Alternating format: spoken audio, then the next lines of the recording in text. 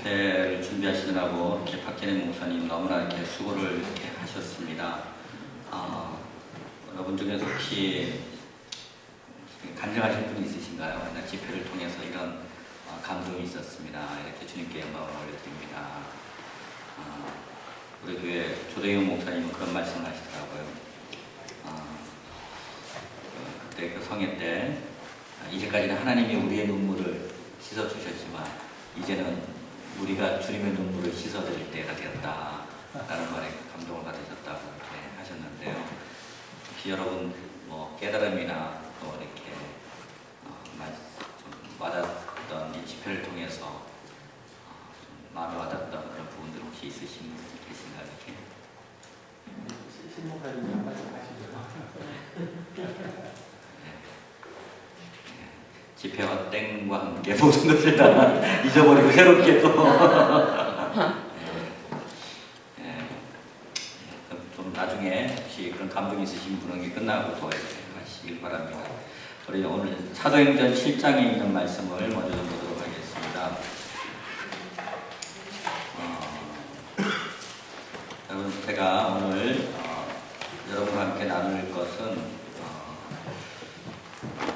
성경 신학에 대해서 이렇게 좀 나누려고 이렇게 하시는데요. 메시아닉 성경 신학, 성경 전체를 한번 쭉 훑어보는 겁니다. 근데 이 신약에서 스데반 우리 집사님의 수준이 이렇게 이렇습니다. 이게 이제 7장에서 이 구약의 모든 역사를 이렇게 쭉 훑으셨어요. 이렇게.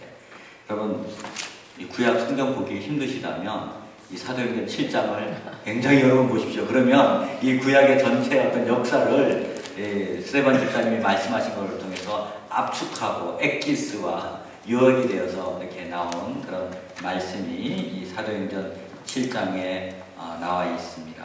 그리고 우리가 7장 1절에서부터 53절에 있는 말씀까지를요, 제가 바라보기에 이렇게 왼쪽에 계신 분이 1절에서부터 5절, 6절에서부터 10절, 11절에서부터 15절, 5절씩 이렇게 교독을 하고요.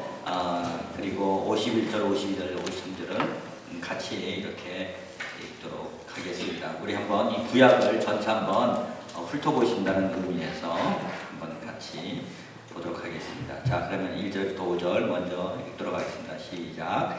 대제사장이 이르되 이것이 사실이냐? 스데반이 이르되 여러분 부형들이여 들으소서. 우리 조상 아브라함이 하란에 있기 전 메소포타미아에 있을 때 영광의 하나님이 그에게 보여, 여기 계신 분들 있는 겁니다. 이렇게 이르시되 내 고향과 친척을 떠나 내가 내게 보일 땅으로 가라 하시니 아브라함이 갈대아 사람의 땅을 떠나 하란에 거하다가 그의 아버지가 죽음에 하나님이 그를 거기서 너희 지금 사는 이 땅으로 옮기셨느니라.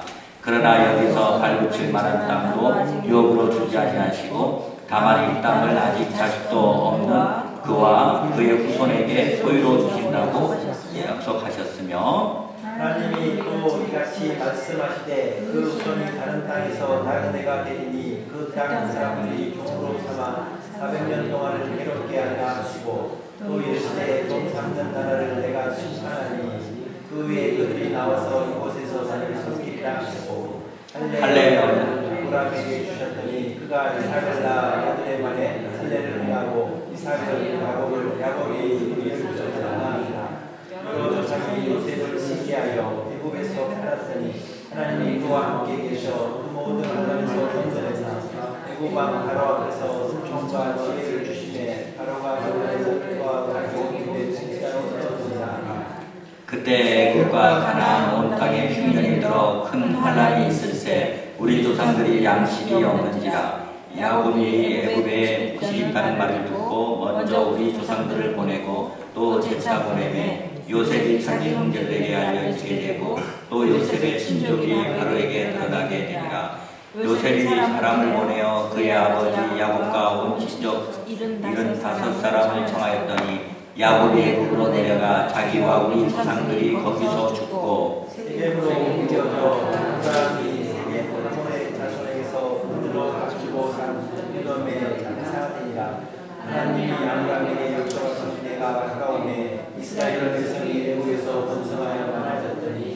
요셉을 알지 못하는 새 그림이 애국 왕위에 오르매 그가 우리 민족에게 교활한 활동을 써서 조상들을 괴롭게 하여 어린 아이를 내버려 살지 못하게 하려 했는데 그때에 모세가 냈는데 하나님 보시기에 아름다운지라 그의 아버지의 집에서 석 달 동안 길리더니 버려진 후에 바로의 딸이 그를 데려다가 자기 아들로 기르매 모세가 애굽 사람의 모든 지혜를 배워 그의 말과 하는 일들이 능하더라. 나이가 40이 되매 그 형제 이스라엘 자손을 돌볼 생각이 나더니 한 사람이 원통한 일 당함을 보고 보호하여 압제 받는 자를 위하여 원수를 갚아 애굽 사람을 쳐 죽이니라.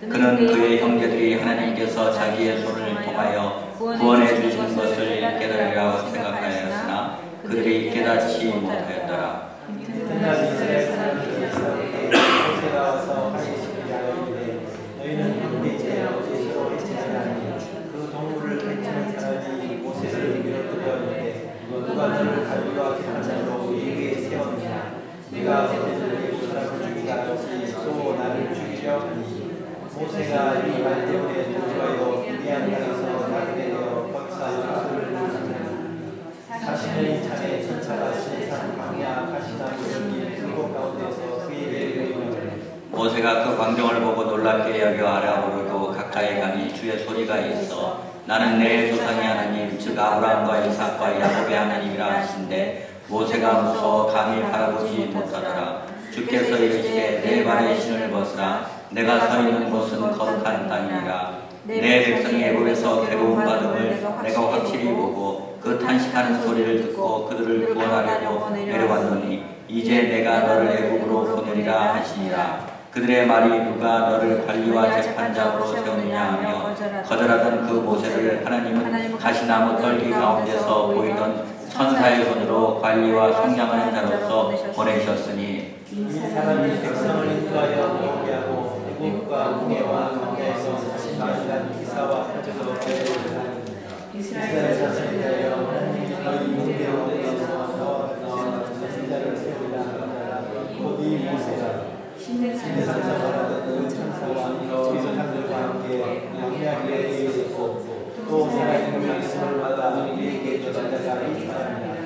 우리 조상들이 모세에게 복종하지 아니하고자 하여 거절하며 그 마음이 누려 애굽으로 향하여 아론으로 인해 우리를 인도하는 신을 위하여 애굽 땅에서 우리를 인도하더니 모세는 어떻게 되었는지 알지 못하더라고. 그때 그들이 송아지를 만들어 그 우상 앞에서 제사하며 자기 손으로 만든 것을 기뻐하더니 하나님이 외면하사 그들을 그 하늘의 군대 섬기는 일에 버려두셨으니 이는 선지자의 책에 기록된 바 이스라엘의 집이여 너희가 광야에서 40년간 희생과 제물을 내게 드린 일이 있었느냐 몰록의 장막과 신레판의 별을 받들었으며 이것은 너희가 절하고자 하여 만든 형상이로다. 내가 너희를 바벨론 밖으로 옮기리라 함과 같으니라. 광야에서 우리 조상들에게 증거의 장막이 있었으니 이것은 모세에게 말씀하시니가 명하사 그가 본 그 양식대로 만들게 하신 것이라. 우리 조상들이 그것을 받아 하나님이 그들 앞에서 쫓아내신 이방인의 땅을 점령할 때 여호수아와 함께 가지고 들어가서 다윗 때까지 이르리라. 다윗이 하나님 앞에서 배를 받아 야곱의 집을 위하여 하나님의 젖을 준비하게 하려고 하더니 솔로몬이 그를 위하여 젖을 지었느니라. 그러나 그 기도 부신의 손으로 지은 것에 계시지 아니하시니 선지자가 말한 바 주께서 이르시되 하늘은 나의 보좌요 땅은 나의 발등상이니 너희가 나를 위하여 무슨 집을 짓겠으며 나의 하늘의 젖수가 어디냐 이 모든 것이 다 나의 손으로 지은 것이 아니냐. 같이 읽겠습니다. 목이 걷고 마음과 귀의 하늘을 받지 못한 사람들아 너희도 너희 조상과 같이 항상 성령을 거스른도다. 너희 조상들이 선지자들 중에 누구를 박해하지 아니하였으며 의인이 오시리라 예고한 자들을 그들이 죽였고 이제 너희는 그 의인을 잡아준 자여 살인한 자가 되나니 너희는 천사가 전한 율법을 갖고도 지키지 아니하였도다 하니라. 얼마나 이 구약을 적절하게 함축적으로 이렇게 잘 요약이 이렇게 되어 있습니까? 여러분 우리 주기도문에 보면 하늘에 계신 우리 아버지여 이름이 거룩히 여김을 받으시오며 그 다음에 나라에 임하시오며 뜻이 하늘에서 이루어진 것 같이 땅에서 이루어지리라 라고 말씀하셨습니다. 하나님께서 이 땅에 궁극적인 목적이 있으셨습니다. 그것은 하나님의 나라를 세우고자 원래 에덴 동산을 만드셨고, 또한 하나님께서 이 구원하시는 목적도 하나님의 나라를 회복하기 위함입니다. 그래서 하나님의 궁극적인 그런 목적은 이 땅 가운데 하나님의 나라를 세우고자 하는 것입니다. 그러면 그 통치자가 누가 되어야 되겠습니까? 그 나라라면 이게 통치자가 있듯이, 우리나라의 박근혜 대통령이 이렇게 대통령이 있듯이 하나님의 나라에 그런 통치자가 있습니다. 통치자가 누구죠? 이렇게? 예, 하나님 메시아가 바로 통치자가 되어야 됩니다. 그러면 나라에는요, 우리나라의 최고법이 헌법이 있듯이 법이 있습니다. 그 법이 있는데 우리가 그 구약에서는 그 법을 토라라고 합니다. 토라를 보통 우리가 성경 전체를 말하기도 이렇게 구약 전체를 말하기도 하지만 보통 우리가 토라라고 말할 때 그것은 모세 오경을 말하는 것입니다. 바로 하나님의 목적과 의도가 담겨 있는 그런 총체가 바로 토라이고요. 근본적인 가르침이라는 뜻이 바로 토라입니다. 따라서 한번 해보시기 바랍니다. 근본적인 가르침. 근본적인 가르침이 바로 토라입니다.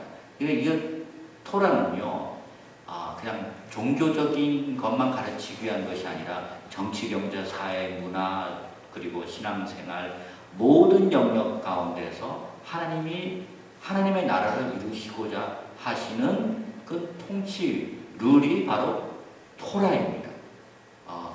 가정에서의 그 부부관계는 어떻게 할 것이고, 그리고 부모와 자녀와의 관계, 그리고 대인과의 관계, 그리고 신앙생활은 어떻게 하고, 경제적인 관계, 음식은 어떤 음식을 먹어야 되고, 이런 모든 총체적인, 그리고 정치는 어떻게 해야 되고, 이런 모든 것의 그런 근본적인 가르침이 바로 토라입니다.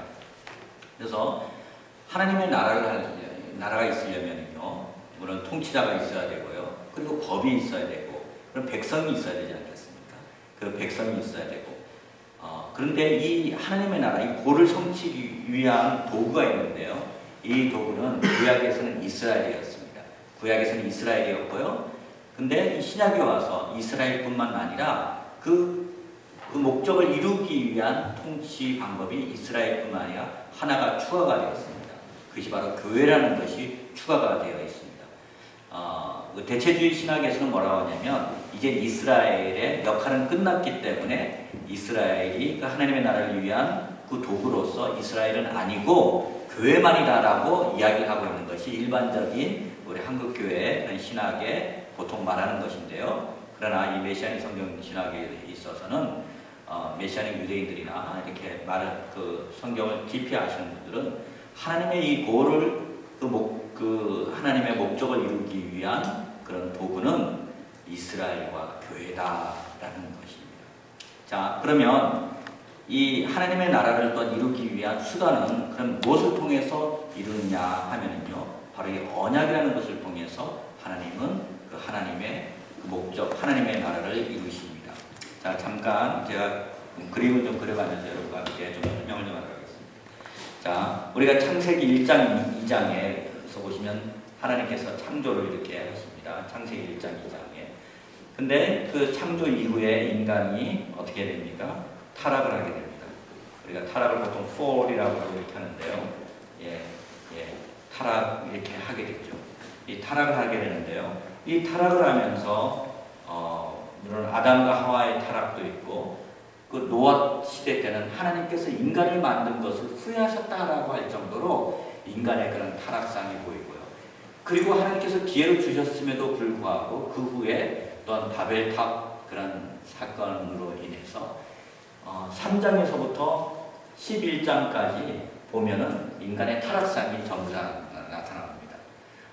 저희 교회에서 선교 언어를 하는데요. 그 언어를 배우자 안에서 이렇게 중국어 좀 배우기도 하고, 중국어 잘하는 사람 배우기도 하는데, 여러분 우리나라 얼마나 영어 때문에 이렇게 시간들을 많이 투자를 하고 그 재정 투자를 많이 합니까? 이 바벨탑 사건이 왜 이 언어가 혼잡하게 되었고 인간의 타락으로 인해서 바로 이런 언어의 혼잡이 있었습니다. 이런 타락이 이렇게 있게 되었습니다.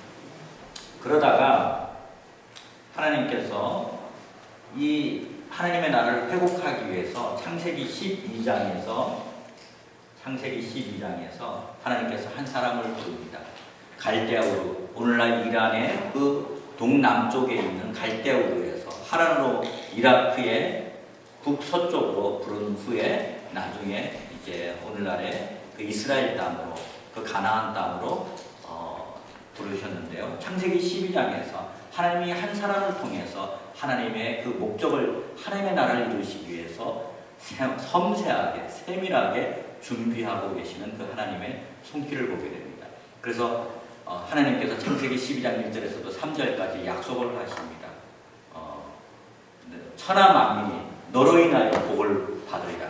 너를 축복하는 자에게 축복하고 너를 저주하는 자에게 저주하고 너는 땅에 그런 복의 근원이 될 것이다 라는 것을 통해서 이 아브라함을 통해서 최초의 유대인이 바로 아브라함이죠. 이 아브라함을 통해서 하나님은 이제 그 하나님의 나라를 이루고자 하시는 그런 사건을 이렇게 전개해 나가십니다. 자, 그러면 이 창세기에서부터 계속해서 우리가 창세기에서부터 우리의 신명기까지 창세기, 출애굽기, 레위기, 민수기, 신명기 그것을 우리가 뭐라고 하냐면은 아까도 말했지만 토라라고 했습니다. 그렇죠? 자, 토라라고 했는데요. 모든 그 근본적인 가르침이 바로 이게 토라다. 여기에서부터 출발합니다. 토라에서부터 출발을 하고요. 이 토라 다음에 여호수아에서부터 에스더까지 어떤 이야기가 나옵니까? 자, 여러분 제가 저번에도 좀 말씀을 드렸는지 모르겠는데 한번 그 목차를 한번 좀 보시기 바랍니다. 자, 구약에 한번 목차를 한번 좀 보시기 바랍니다. 자, 구약 전설을 이렇게 보시면요. 제가 오늘은 전체적인 윤곽을 한번 쭉 한번 훑어보고요. 내일은 더 세밀하게 좀 나가도록 하겠습니다. 자, 구약 전서의 이렇게 목차를 보시면 창세기, 출애굽기, 레위기, 민수기, 신명기를 모세가 적은 글, 모세오경을 토라라고 부릅니다. 근데 여호수아에서부터 에스더까지 역사서 12권의 책을 우리가 뭐라고 하냐면 바로 역사서라고 합니다. 이 역사서를 통해서 보면요. 자, 이 역사서는요. 어떤 역사일까요? 바로 이 역사는요. 이 토라에는 어떤 언약이 나오냐면 족장 언약이 나옵니다. 아브라함과 맺은 언약, 이삭과 맺은 언약, 야곱과 맺은 언약. 연속적인 언약입니다. 아브라함과 맺은 언약이 이삭에게 연결이 되고 이삭과 맺은 언약이 야곱 그 아들대로 그 언약이 계속 그 전개가 됩니다. 그 언약의 그 가장 중심의 내용이 무엇이냐면 나는 너의 하나님이 되고 너희는 나의 백성이 될 것이다. 이런 것입니다. 나는 너의 하나님 아버지가 되고 너희는 나의 백성이 될 것이다. 너가 만약에 그 언약을 지키면 너가 축복을 받을 것이고 너가 만약에 하나님과의 언약을 맺지 않으면 너는 저주를 받을 것이다 라고 말한 것입니다. 근데 이 언약을 맺는 언약을 지키는 데 있어서 오늘도 여기 사도행전에 나와 있습니다만 이 언약은요 어떤 언약이냐면요 이 언약의 성격이 언약을 잘 지키는지 안 지키는지에 있어서 유대인들이 가장 해야 될 것이 무엇이냐면 할례를 행하는 것입니다. 할례. 원래 아브라함은 제단 위에다가 돌에다가 제단에다가 하나님께 그 제사를 번제를 드렸습니다. 드리고 그러다가요 하나님께서 아브라함에게 뭘 명령하셨냐면요 처음에는 이 동물을 반으로 잘라서 그 동물 위를 가는 것. 만약에 너와 나 사이에 언약을 지키며 내가 너에게 약속한 천하 만민이 너로 인해서 복을 받는 그런 축복을 줄 것이지만 만약에 너가 나와 사이에 언약을 지키지 않으면 여기에 이렇게 정말 반으로 쪼개진 동물들처럼 우리 표현은 능지처참이라고 그러죠. 능지처참이 될 것이다 라는 것을 말하고 있는 것입니다. 그러다가 창세기 17장에 하나님께서 아브라함에게 무엇을 요구를 하셨냐면 할례를 행하라는 것입니다. 이 할례의 의미는 이제는 너와 나 사이의 약속의 징표를 이 동물들에 할 것이 아니고 바로 너의 몸에서 그 할례의 징표를, 사인을, 그런 심벌을 가지고 다니라는 것입니다. 그래서 남성의 성기끝을 이렇게 자르는 그걸 통해서 하나님이 무엇을 말씀하신 거냐면, 너가 만약에 약속을 지키면 너의 자손이 이 정말 하늘의 별들처럼 바다의 모래처럼 많아질 것이지만, 만약에 너가 약속을 지키지 않으면 너의 자녀들은 없다. 너는 무자할 것이고 더 이상 내가 너와 맺은 언약은 없다라는 것을 몸에 지니기 위해서 바로 할례를 행하게 하는 것입니다.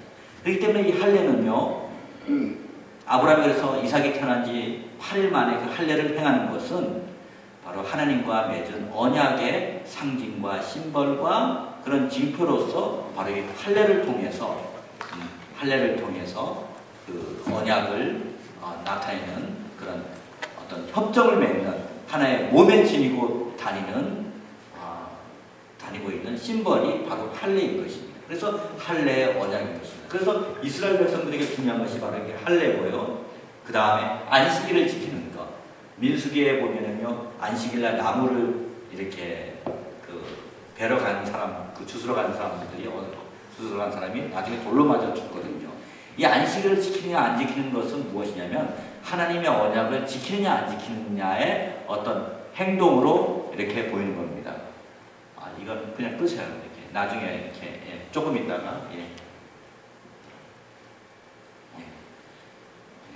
자, 그 다음에 이게 토라고요. 자, 그래서 이 모세오경입니다. 토라인데요. 신명기 28장에서 이렇게 보면은요, 너의 떡반죽들이 복을 받고 너가 들어와도 나가도 복을 받고 이렇게 복을 받는 것, 그것은 바로 언약의 축복이고요. 만약에 그 언약을 지키지 않았을 때는 바로 또한 하나님의 저주가 임하게 되는 것이 바로 신명기 28장에 나옵니다. 그러다가요, 여러분 이제 역사서를 나옵니다. 역사서는 어디서부터 어디까지냐면 여호수아, 사사기, 룻기, 사무엘, 사가, 사무엘하 이렇게 쭉 가고 느헤미야, 에스더까지, 이것이 역사서가 12권의 책입니다. 이 12권의 이 책은 뭐에 대한 역사냐면요, 한번 생각해 보십시오. 우리나라가 왜 우리나라의 이시조선과 고려와 그 삼국시대 역사도 잘 모르면서 왜 우리가 이스라엘의 역사를 알아야 됩니까? 그게 이상하지 않잖아요. 우리 역사 시험 보면 우리 아마 이스라엘 역사 하는 것보다 더 점수가 낮게 나올 겁니다. 근데 왜 알아야 되냐면요, 이 역사는 단순한 역사가 아니고요, 이런 역사입니다. 이스라엘 백성이, 특별히 왕이 하나님과의 언약을 잘 지켰을 때 그 나라에 주어지는 축복, 그리고 언약을 어겼을 때 그 나라에 오는 저주를 이 역사를 통해서 우리에게 보여주는 것입니다. 반면 교사로 삼는 것입니다. 여러분 생각해 보십시오. 다윗과 솔로몬, 하나님과 언약을 잘 지켰을 때 그 나라가 이제까지의 이스라엘 역사 가운데 다윗 시대 때 가장 그 영토가 가장 컸습니다. 근데 하나님의 언약을 불순종하고 섬기지 않았을 때 어떻게 됐습니까? 그 나라는 외침이 있었고요, 또한 여러 가지의 그런 병이 걸려 있고 여러 가지 어려움, 저주가 임하게 됐습니다. 그래서 이 역사를 통해서 보게 하는 것이 무엇이냐? 역사를 통해서 얼마나 이 언약에 신실하게 반응했느냐 안 했느냐에 따라서 우리가 이 성경을 통해서 우리가 알 수 있는 것이 바로 역사서입니다. 자, 저는요, 이런 생각이 요즘 들어요. 저는 박근혜 대통령과 이명박 대통령을 한번 저는 이렇게 비교를 좀 잠깐 이렇게 해봅니다. 개인적인 도덕성이나 여러 가지 자질적인 면에서 두 분 다 훌륭하신 분이십니다. 그럼에도 저 개인적인 그런 소견으로는 박근혜 대통령이 더 개인적인 자질에 있어서 더 훌륭하신 분이시라고, 저는 개인적으로 여성 대통령이지만 리더십도 있고 또 과단성도 있으시고 나라의 애국심과 이런 부분들에 대해서 또 어렸을 때부터 그런 거 청와대에서 훈련을 잘 받으셔서 여러 면으로 참 훌륭하신 분이라고 생각을 합니다.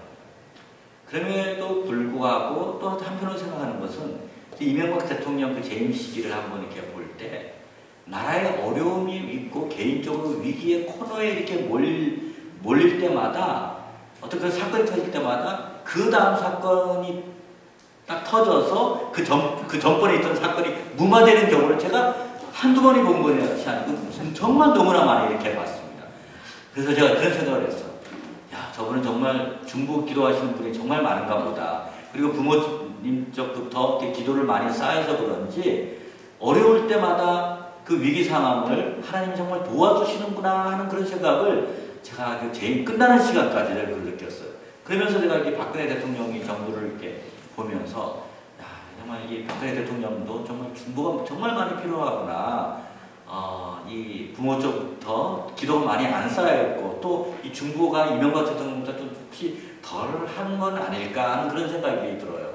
왜냐하면 이 초창기이면 지지율도 좀 높고 굉장히 좀 경제적으로나 여러 면으로 좀 이렇게 좋아야 될 텐데 굉장히 지금 여러 면으로 이 미국 가서도 굉장히 얼마나 큰 성과를 갖는데 속담이 생각이 나는데 어떤 속담이 여러분 생각나십니까? 뭐 이렇게 하여튼 뭐 미꾸라지 하나가 완전히 완전히 모든 걸 다 이렇게 흐려놓고 어떤 그런 속담들이 자꾸 생각이 나고 그래서 정말 저는 박근혜 대통령을 위해서 이렇게 우리가 기도를 해요.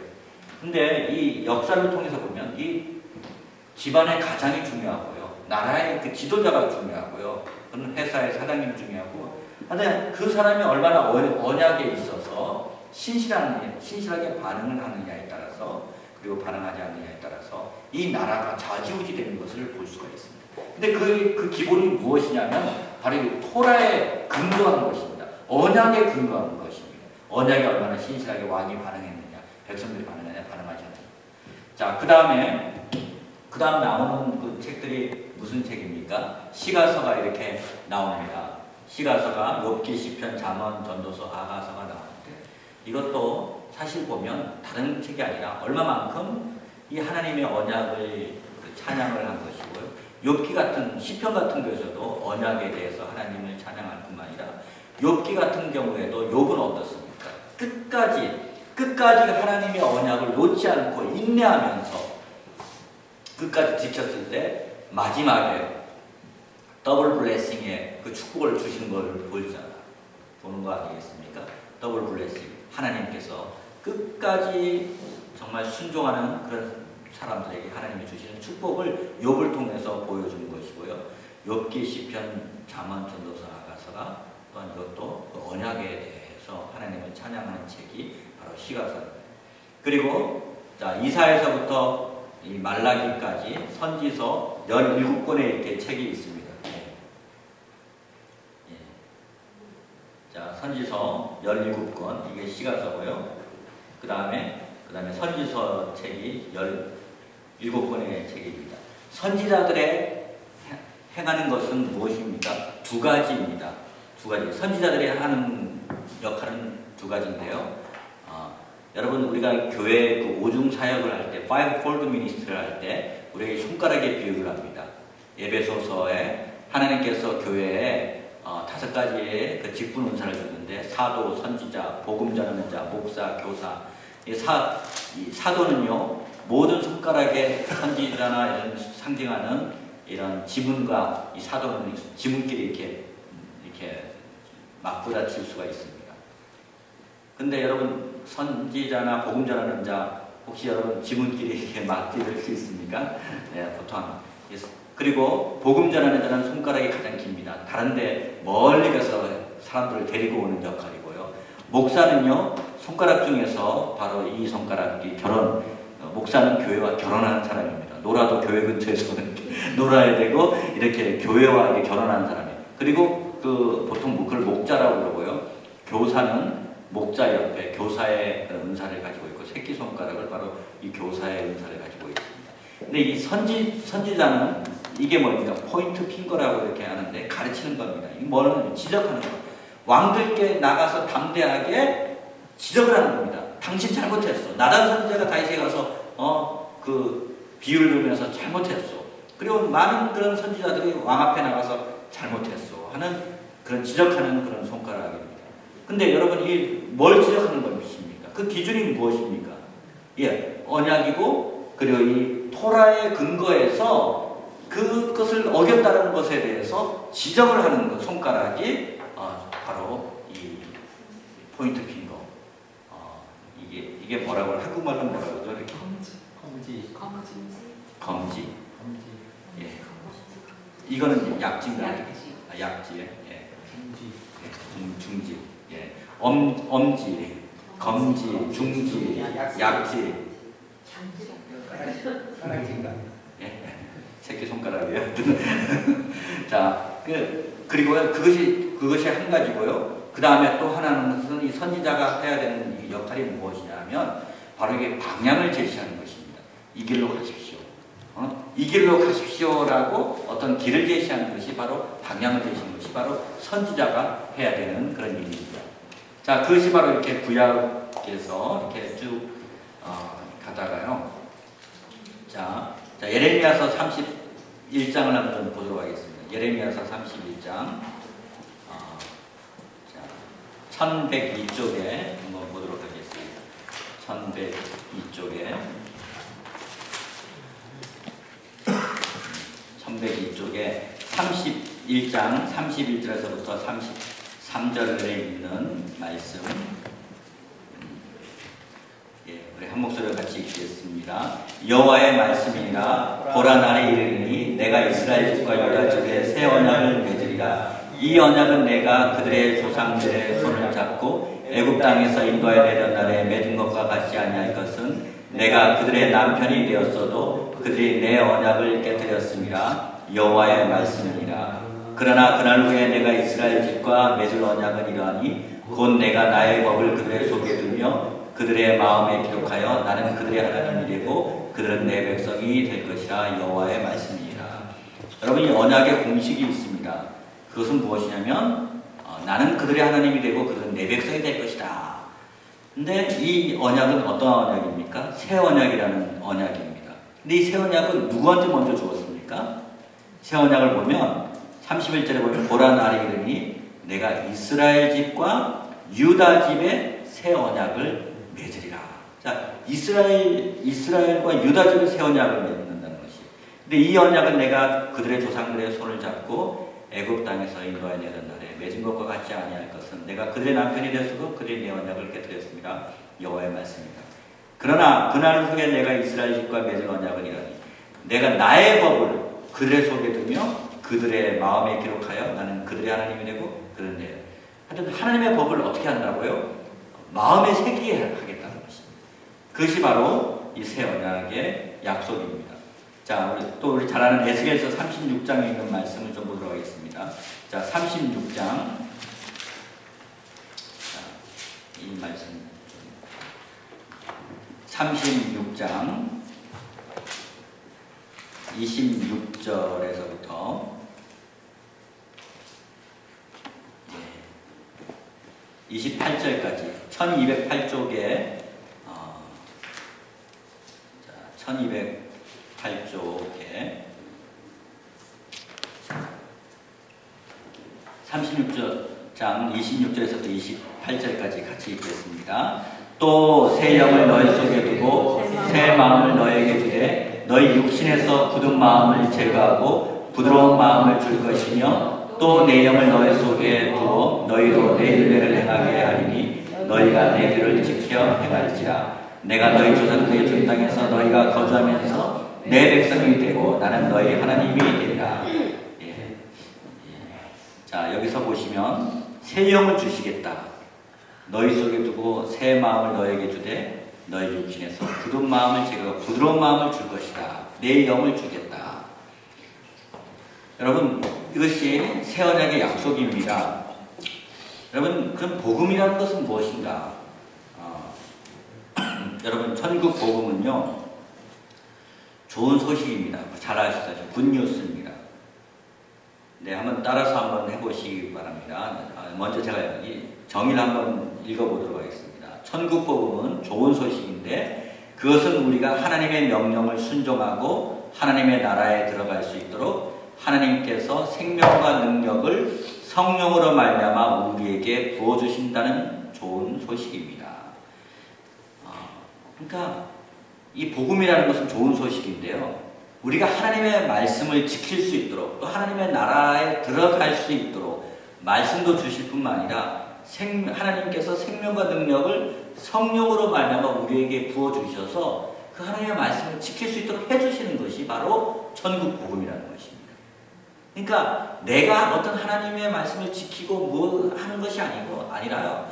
하나님께서 우리로 하여금 그 성령으로 말미암아 하나님의 그 말씀을 지킬 수 있도록 우리에게 부어주시는 그 하나님의 능력이 바로 복음인 것입니다.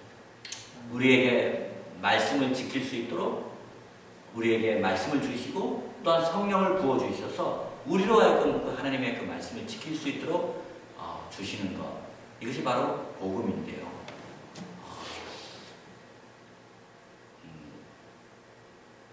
자, 한번 따라서 한번 해보시기 바랍니다. 예수 그리스도의 십자가의 죽음과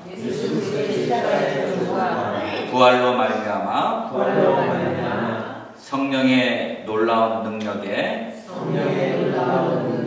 기름 부음으로 말미암아 하나님의 명령을 순종할 수 있고 능력을 가지고 천국 속으로 들어갈 수 있는 기회를 받은 것. 예. 여러분, 이 탕자의 비유를 한번 좀 생각을 해보십시오. 그 둘째 아들이 하나님 집으로, 아버지 집으로 돌아왔습니다. 그 돌아왔을 때 치유가 되는 것이요. 어떤 치유가 되었을까요?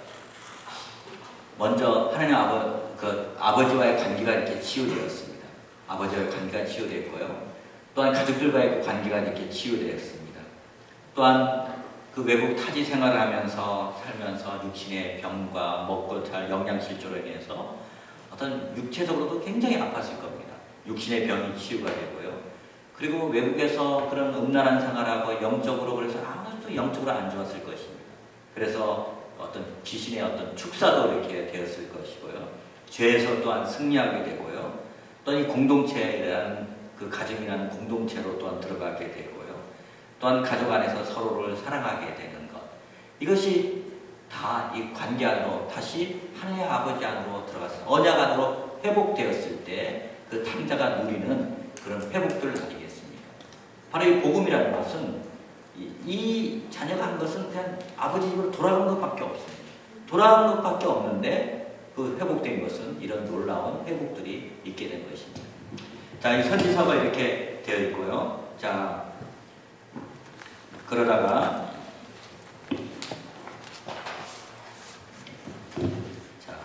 이 땅 가운데 예수 그리스도 새 언약의 또한 중보자 되신 예수 그리스도께서 처음 초림을 하셨습니다. 초림을 하셨고요. 이 땅에서의 그 성육신의 삶을 이렇게 사셨습니다. 성육신의 삶을 이렇게 사셨고요. 천국 복음을 또한 이 땅에서 증거하시고 하나님의 아들이 이 땅에서 십자가에 못 박히시고 사흘 만에 이렇게 부활하셨습니다. 이것은 초림이고요. 이제 십자가에 승천을 하셨습니다. 이 승천과 함께 또한 사도행전 그 오순절 우리가 했던 그 집회와 함께 그 성회와 함께 있었던 것처럼 그 오순절 이후에 이 실질적인 물론 광야교회도 있습니다만 이 교회라는 것이 이렇게 생기게 됐습니다. 교회의 그런 역사가 성령의 역사와 함께 교회가 생기게 됐습니다. 이 교회의 역사와 함께 이 말세에 어떠한 이제 천년왕국과 여러 가지의 이제 일들이 이제 말세에 대한 그 요한계시록 이야기는 박재남 목사님을 통해서 이렇게 알게 됐고요. 자, 이것과 함께 이제 나중에 어떻게 됩니까? 예수님께서 이 땅에 다시 이렇게 재림을 하십니다. 근데 여러분 이 승천과 함께 다시 온 것이 뭡니까? 이 교회는 이 성령의 역사로 말미암아 교회로 생기게 되었고, 이제 말세에 어떤 일이 일어납니까? 다시 예수 그리스도께서 재림하시는 역사. 그 다음에 종말과 함께 새 하늘과 새 땅의 역사, 이러한 역사들이 지금 일어나고 있습니다. 자, 우리가 이것을 통해서 우리가 이거를 뭐냐면요, 하나님께서 이 아브라함을 통해서 하나님의 나라를 이루시기 위해서 이 구속의 역사, 이것을 우리가 구원 역사라고 부릅니다. 이 구원 역사라고 그러고, 이 구원 역사를 우리가 다른 말로 표현할 때 구속사입니다. 구속사. 구원 역사, 이것을 구속사라고 우리가 표현하죠. 자, 이 구원 역사, 구속사를 하는 데 있어서 하나님은 이 새 언약, 우리는 지금 새 언약의 시대에 이렇게 살고 있습니다. 새 언약 시대에 우리가 지금 살고 있는데요. 이 창조에서부터 이 요한계시록에 이르는 것을 우리가 보통 알파와 오메가, 처음과 끝, 알파와 오메가라고 하고, 하나님은 지금도 이 언약을 통해서, 언약의 역사를 통해서 지금도 일하고 계시고, 예수 그리스도를 통해서 이 새 언약의 역사를 우리 가운데 지금 그 중보자로서 또 우리를 구원하시기 위해서 예수님 오셨습니다. 자, 여러분과 함께 이걸 통해서 또 이스라엘의 회복에 대한 그런 부분들을 좀 나눠야 될 그런 부분이 있습니다. 이 부분에 대해서는 내일 또 더 자세한 부분을 좀 나누도록 하고요.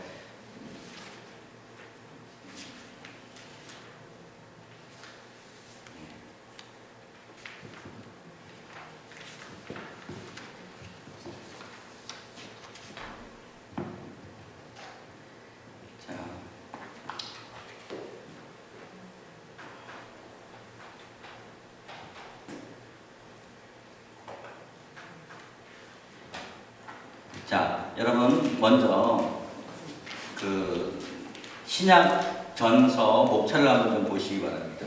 신약 전서를 이렇게 목차를 좀 이렇게 보시면요. 자, 신약 전서 이렇게 목차를 보시면, 자, 마태, 마가, 누가, 요한복음, 그 성경에 이렇게 보시면 목차가 있는데, 마태, 마가, 누가, 요한복음은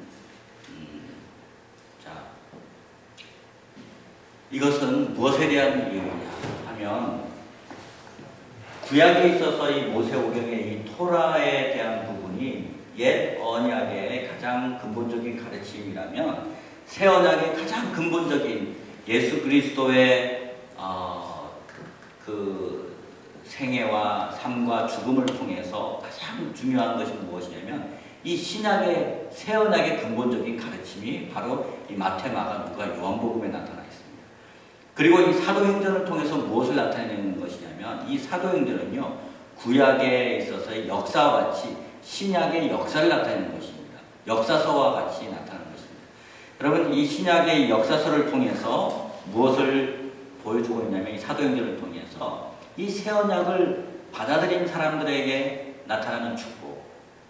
그런가 하면 이 새 언약을 받아들이지 않는 유대인과 그 지역의 그 소아시아 그 교인들, 소아시아에 있는 사람들의 그런 저주. 결국 이 사도행전은요, 바로 신약에 있어서의 바로 역사서와 같습니다.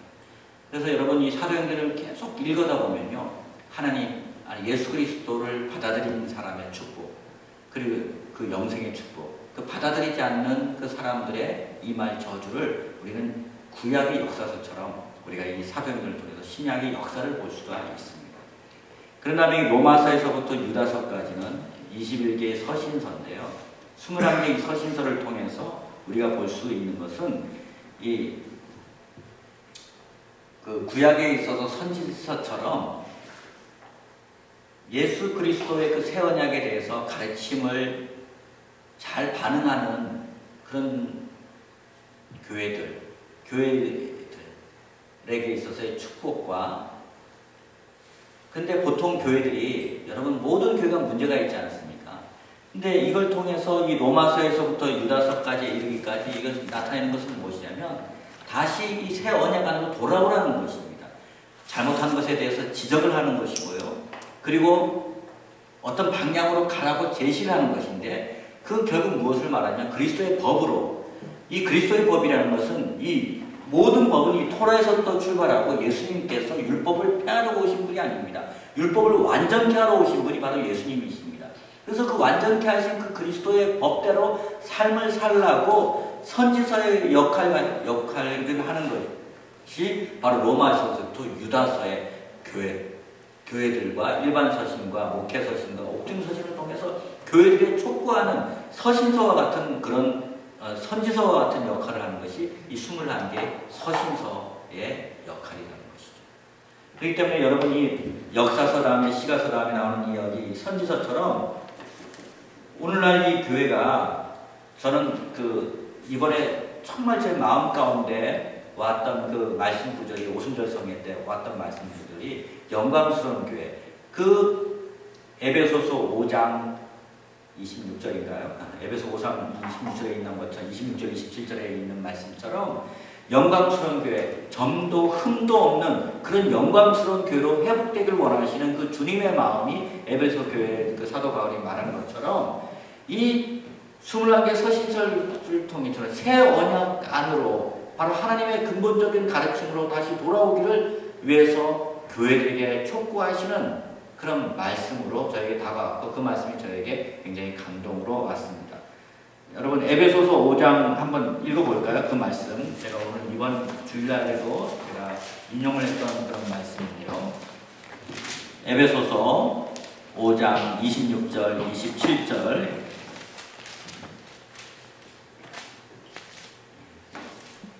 5장 26절 27절에 있는 말씀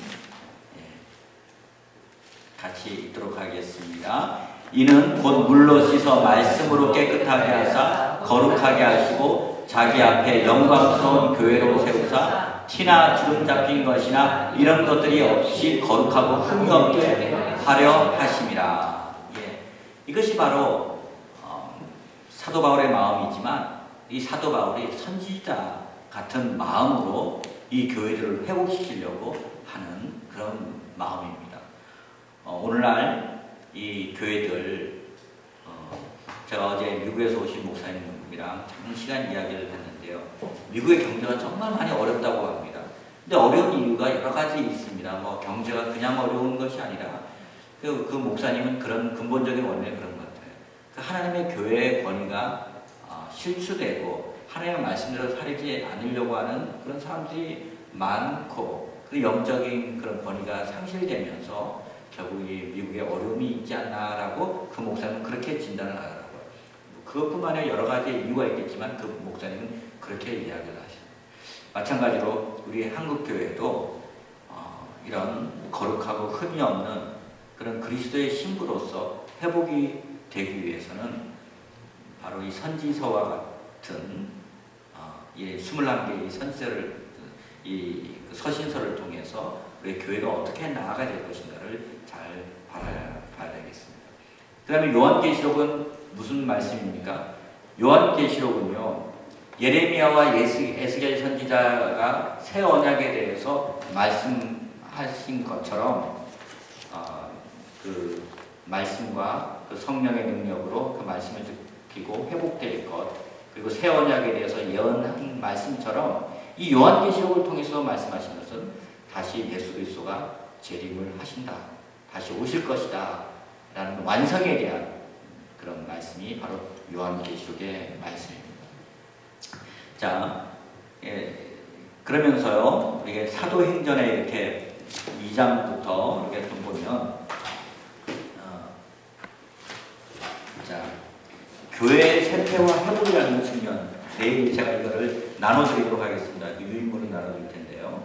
교회의 세태와 회복이라는 측면에서 한번 역사적으로 왜 우리가 이스라엘 회복에 대해서 좀 우리가 생각을 해야 되는가에 대해서 좀 보도록 하겠습니다. 자, 이 그림을 잠시 우리가 보고요. 우리가 사도행전 2장에서 오순절의 사건이 있었습니다. 사도행전 2장에서 오순절의 사건이 있었습니다. 그리고는 교회가 굉장히 이렇게 부흥을 하였죠. 근데 이 교회가 점점 세태가 어떻게 되냐면요. 2세기에 들어서 유대인의 뿌리가 상실이 됐습니다.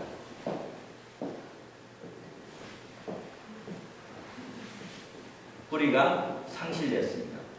점점 이 교회가 지도자들이 이방인이 되면서 속사도 이후에 이제 교부들이 이제 나타나면서 그 성경에 대한 해석들이 유대인의 뿌리와는 단절된 그 헬라 지역 헬라 사람이나 이방인들에게 교회 지도자가 점점점 넘어가면서 유대인의 뿌리가 상실이 되었습니다. 그러다가 3세기에 어떤 일이 생겼냐면요. 3세기에 교회 안에 성령의 은사가 상실이 됐습니다. 성령의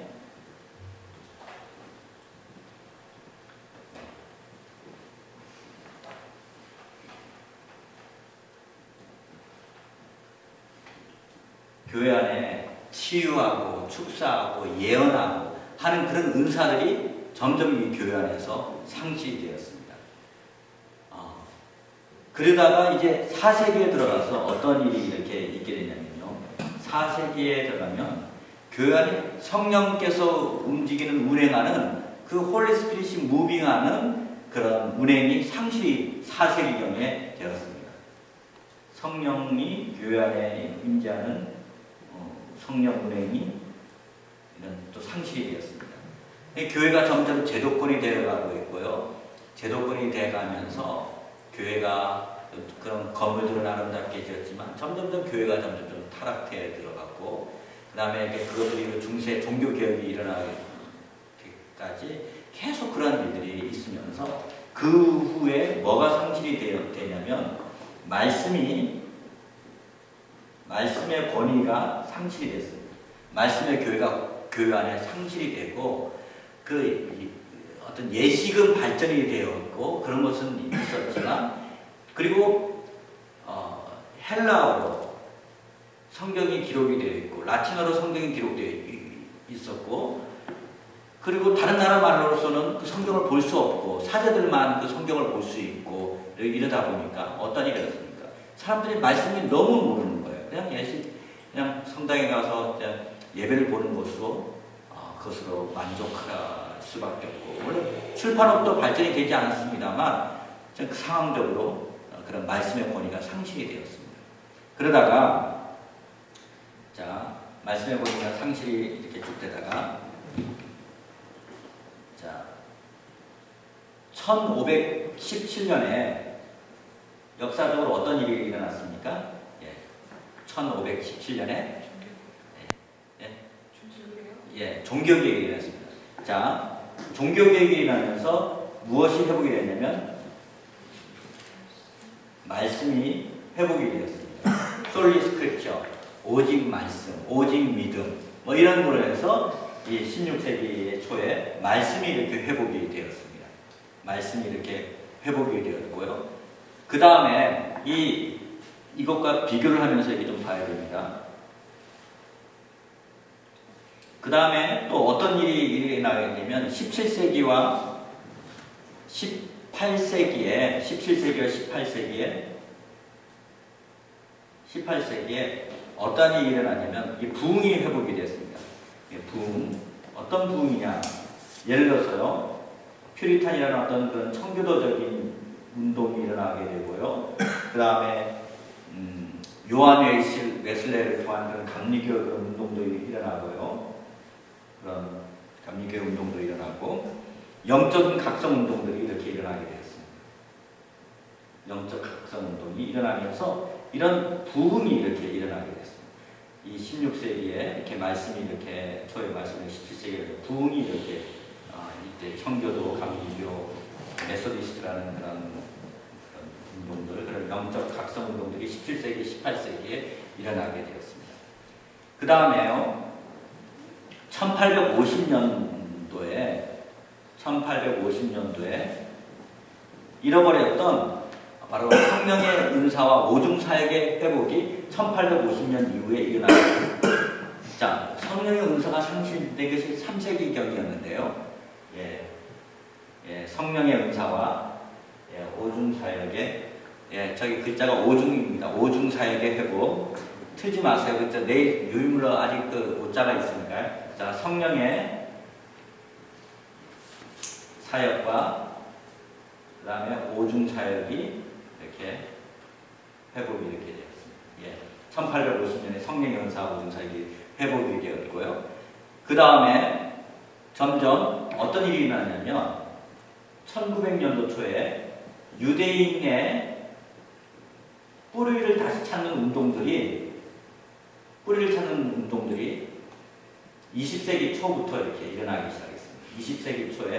20세기 초 일어나고 또한 메시아닉 유대인들이 일어나기 시작했습니다. 메시아닉 그런 주이시들이 일어나게 되었습니다. 20세기 초. 자, 이것이 예를 들어 이 부분을 한번 확대해서 제가 여러분께 설명을 드리면요, 이런 일이 있었습니다. 역사적으로 1898년에 한 사람이 있었는데요. 그 사람의 이름이 누구였냐면요. 잠깐만요.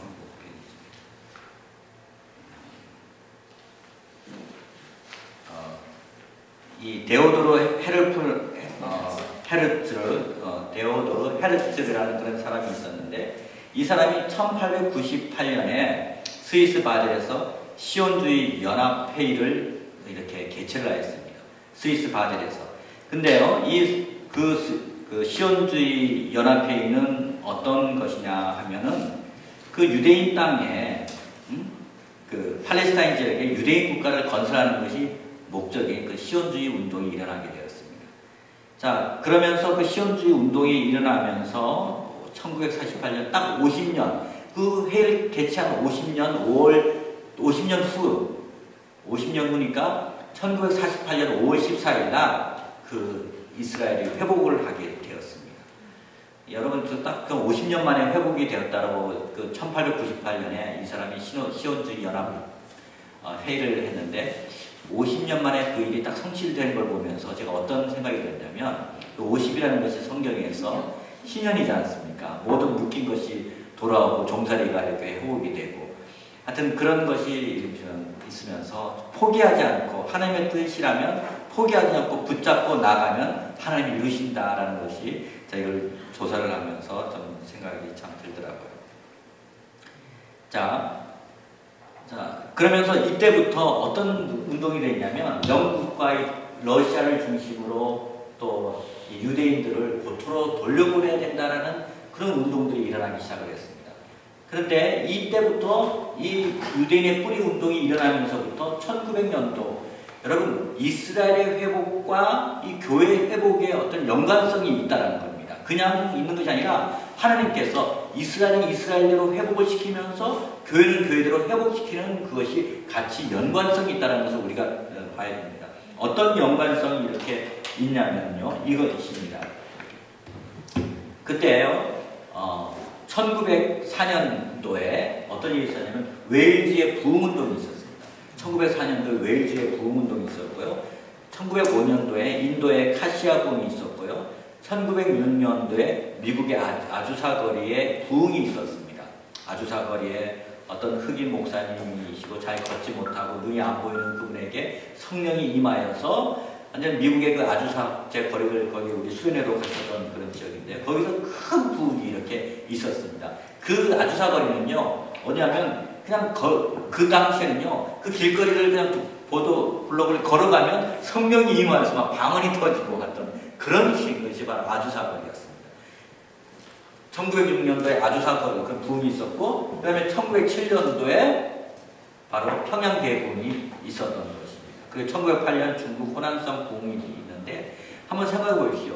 웨일즈, 인도, 미국의 아주사, 그리고 평양, 그리고 중국, 그리고 칠레, 이런 부흥들이 있었던 것은 그냥 단순한 것이 아니라 바로 이 1900년도 초에, 1800년부터 1900년도 초에 이런 이스라엘 회복을 통해서 이스라엘 백성들을, 그 유대인들을 이스라엘 땅으로 보내자라는 그런 운동들이 있으면서 이런 부흥이 함께 왔다는 것입니다.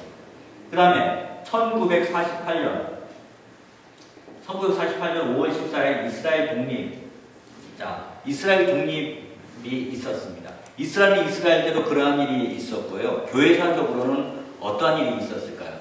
이 교회사적으로는 어떤 축복이 왔을까요? 그때를 기점으로 인해서요, 바로 성령의 그 역사가 또한 대단하게 일어났는데, 그것을 늦은 비의 운동이라고 합니다. 사도와 예언자들이 교회에서 캐나다로부터 시작해가지고 전 세계에 좀 퍼지는, 바로 1948년에 어떤 운동이 있었냐면 바로 이 늦은 비의 운동이 있었습니다. 늦은 비의 운동. 늦은 비의 운동이 카나다에서부터 출발해가지고 이스라엘 회복과 교회도 이런 축복이, 늦은 비의 운동이 있어서 사도와 선지자와 그런 치유와 그런 축사의 그런 일들이 이 1948년 늦은 비의 운동이 이렇게 있었어요. 그 다음에 1967년 6월에 어떤 그 예루살렘이 독립이 되었습니다. 예루살렘을 다시 탈환을 이렇게 했습니다. 예루살렘을 탈환을 했는데, 여러분 이 예루살렘을 탈환한 것이 몇 년 만에 탈환한 줄 아십니까? 수도로서 이스라엘이. 예? 1900년. 예. 근데요, 실질적으로 그 디도 장군이 있었을 때도 그것이 완전한 이스라엘 땅이 아니었고요. 진짜 예루살렘이 회복이 된 것은 BC 586년에 바벨론에 의해서 포로당하고 AD 그 다음에 70년 후에 돌아오게 되었습니다. 그 자기 땅으로 그 페르시아 시대 때 돌아오고 나서 그때 이후에 약 2500년 만에 수도로서 다시 예루살렘의 정식 수도로서 회복이 된 것은 2500년 만에 1967년은 바로 약 2500년 만에 회복이 된 겁니다. 자, 이때 어떠한 운동이 있었냐면요. 이때 이제 은사주의 운동이 일어납니다.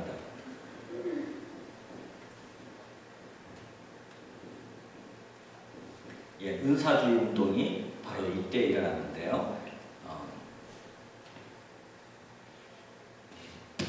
그때요, 이러한 이 카리스마 운동, 은사주의 운동이 교단과 교파를 불문하고 놀라운 그 성령의 은혜가 쏟아지기 시작합니다. 장로교, 침례교, 성결교단, 이런 놀라운 성령의 역사가 일어났습니다. 그리고 카톨릭에도 일어났습니다. 여러분, 카톨릭에도 성령운동이 있는데요. 그 카톨릭의 성령운동을 성령쇄신운동이라고 부릅니다. 그 성령쇄신운동이 바로 1967년에 이때를 기점으로 일어났습니다. 그리고 그 당시에 미국은요, 히피 문화가 이렇게 자리 잡고 있었대요. 히피라는 게 뭐냐면, 이 세상에서 정말 낙이 없고, 우리 잘 아시겠죠? 이렇게 정말 머리 막 장발하고 기르고 막 마약하고 그리고 락 음악하고 막 군중적으로 이렇게 우드스탁인가요? 하여튼 뭐 그런 장소에서 모여서 막 수만 명의 관중들이 모여가지고 그런 히피 문화가 이렇게 미국에 있었을 때, 그 안에서 진정한 자기를 발견하지 못한 젊은이들이 그 히피 운동에도 환멸을 느끼고 상당수가 예수님 안에서의 참된 평화와 또 사랑을 느끼고 주님 앞에 돌아간 그런 운동이 바로 이때 일어난 운동이 바로 지저스 무브먼트라는 예수 운동이 바로 1967년 그때 일어나게 된 것입니다. 이 예수 운동이 일어났는데 대표적인 인물이 누구냐면 메시아닉 주 중에서도 여러분 혹시 보신 일이 마이클 브라운, 내 손이 피로 물들한 나이다. 이 마이클 브라운 목사님 우리 한국에 몇 번 오셨었는데요. 그분은요 원래 마약을 심취했던 10대 때부터 막 마약을 했던 그런 분입니다. 막 그런 분이 이제 예수님을 막 성령을 체험하고 나서 그리고 나서 좀 예수님을 위해서 사시고 그래 지금 펜사콜라 그 부흥운동도 주도를 하셨던 그런 목사님이십니다. 그 마이클 브라운 목사님. 그리고 여러분 그 키스인 테더 목사님도 이때 지저스 무브먼트 그때쯤에서 예수님을 이제 인격적으로 영접을 조금 후에 1970년대 초기겠지만 그렇게 해서 이 지저스 무브먼트의 은사주의 운동하고 이 지저스 무브먼트의 예수 운동. 자, 이것이 20세기 초에부터 시작을 해서 1967년까지 이런 일들이 일어났습니다. 그러니까 이스라엘 회복과 교회가 분리가는 것이 아니라 이스라엘이 있을 대로 회복을 하면서 이스라엘이 정말 죽은 자에서 살아나는 그 부활의 어떤 체험을 하듯이 다시 주님께로 돌아오는 그런 역사들과 함께 교회가 함께 이렇게 부흥을 하는 것이 바로 이 유대인의 뿌리를 찾는 이 일과 함께 좀 지금도 일어나고 있습니다. 그래서 여러분 역사적으로 1900년대 초, 1948년도, 1967년 이런 것과 함께 교회사를 이스라엘의 그 변화와 이 교회 역사를 함께 이렇게 비교를 해서 보면요, 아, 주님께서 정말 이렇게 일하시는구나라는 것을 알 수가 있습니다. 자, 그 다음에 이제 어떤 일이 나냐면요, 이제 마지막 부흥이 남아 있습니다. 마지막 부흥. 마지막 부흥. 여러분 우리가 이것을 같이 이렇게 연계해서 봐야 됩니다. 이것과 이 부분과 이 부분과 또 이 부분과 보는데 오순절에 있었던 그러한 역사, 3,000명이 돌아오고 5,000명이 돌아오는 그런 역사, 요엘설이라는 것은 아직 우리가 완성된 거 아니지 않습니까? 요엘설이라는 그것은 마지막 부흥 때, 마지막 심판의 때와 그 또 마지막 예수 그리스도가 재림하실 때는요, 완전한 그 부흥의 역사, 정말 열방 가운데 그 많은 영혼들이 돌아오고 정말 전 세계 가운데 남종과 여종의 기름 부으는 그런 역사들이 있는 것과 함께 또한 그 정말 심판의 역사가 함께 오는 이 시대가 바로 이 마지막 부흥 때거든요. 그래서 이 오순절 이 시대와 우리가 구분을 해야 되는 사도행전의 2장에서 나오는 그러한 역사들이 또 이 마지막 부흥 때 또한 일어나게 되는 것입니다. 자, 그래서 여러분 이 교회와 쇠퇴와 회복을 한번 보시면 한번 다시 한번 보시겠습니다. 오순절 사도행전 2장에 있던 그런 오순절의 그 역사가 있으면서 2세기 유대인의 뿌리가 상실되고 성령의 은사가 상실되고 성령의 운행이 상실되고 말씀의 권위가 이렇게 상실되는데 뭐 역사적으로 보면 거의 1000년이 넘는 그런 일들이 이렇게 다시 주님이 회복을 시켜주신 겁니다. 다시 말씀이 이렇게 회복이 루터를 통해서 하나님께서 또 말씀을 회복하는 그런 일을 주셨고요. 그걸로 끝나는 것이 아닙니다. 17세, 18세기에 이런 그런 부흥을 주셨고요. 그 이후에 1850년도 이후에 성령의 사역과 오줌 사역이 점점 회복이 되는 역사가 있고, 그 다음에 메시아닉 그 유대인의 뿌리가 점점 회복되는 역사가 지금 좀 있고, 우리도 지금 유대인의 뿌리를 다시 회복하는데 좀 동참을 하는 아까도 말한 것처럼 이제 주님의 그 마음을, 주님의 눈물을 닦아드리는 유대인이나 이방이나 다 주님께로 돌아오게 하는데 우리가 그 주님의 그 마음을 시원케 되고 주님의 눈물을 닦아드리는데 우리 동참을 하게 되는 것이고요.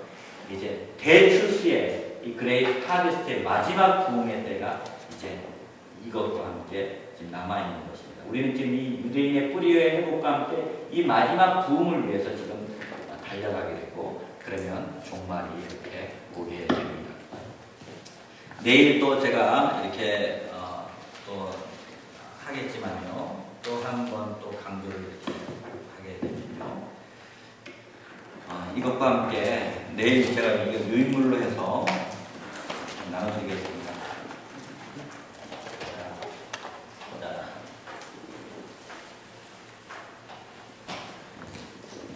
이 그림과 함께 우리가 또 이렇게 봐야 될 것은 인간의 타락과 회복이라는 그런 측면에서도 우리가 함께 이렇게 봐야 될 것이 바로 그겁니다.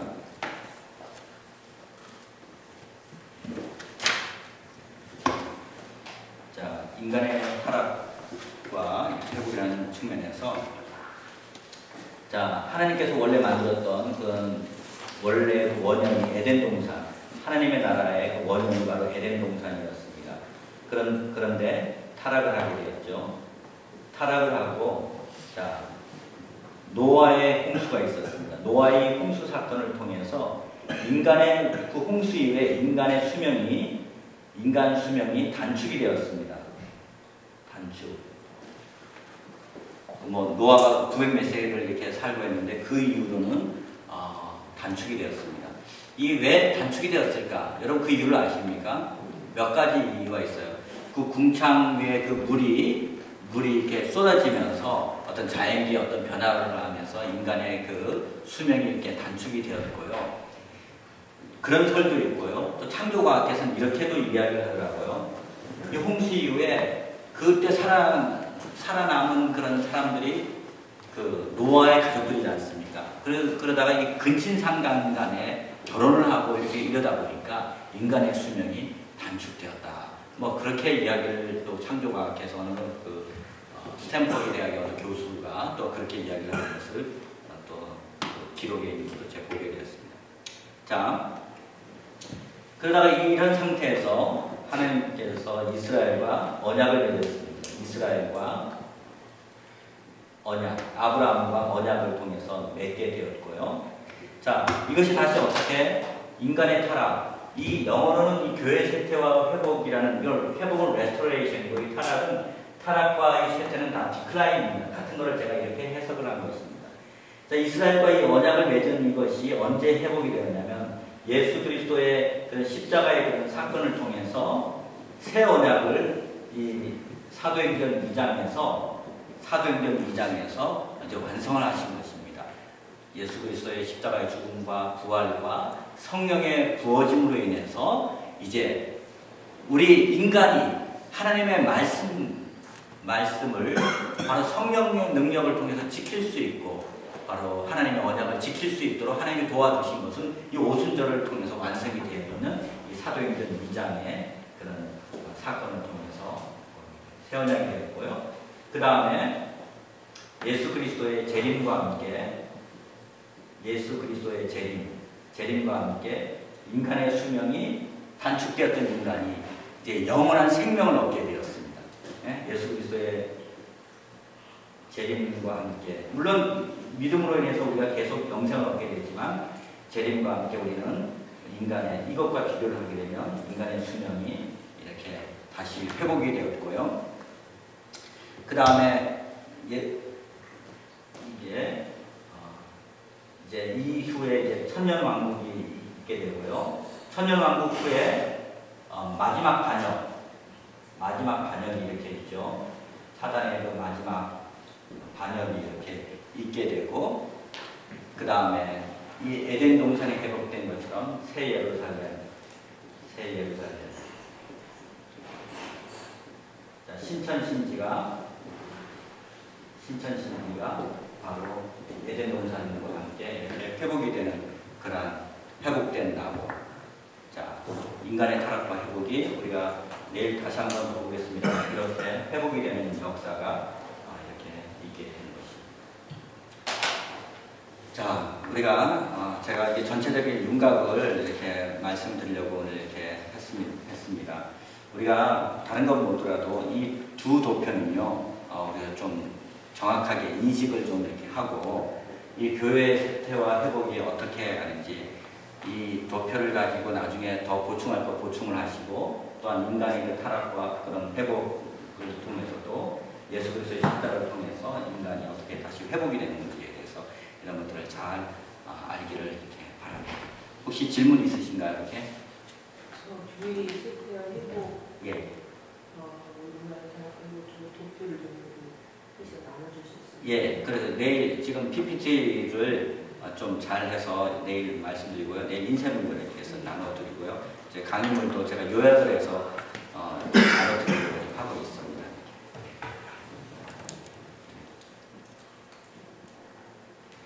근데 이게 한번 딱 설명을 듣고서 잘 이해가 안 됩니다. 이게 공부는 좀 반복해야 되거든요. 이렇게 반복해야 되는데 내일 한 번 더 이야기를 하면 더 구체적으로 이해가 되는데요. 왜 이 교회의 쇠퇴와 회복이 중요한지를 정말 왜 우리 한국 교회가 너무나 한국 교회 하나님께서 축복을 많이 해주셨는데 이 전체적인 그림을 우리가 잘 알지 못하고 지금 어떤 역사의 어떤 방향성이 어떻게 흘러가고 있는 것을 우리가 잘 알지 못하기 때문에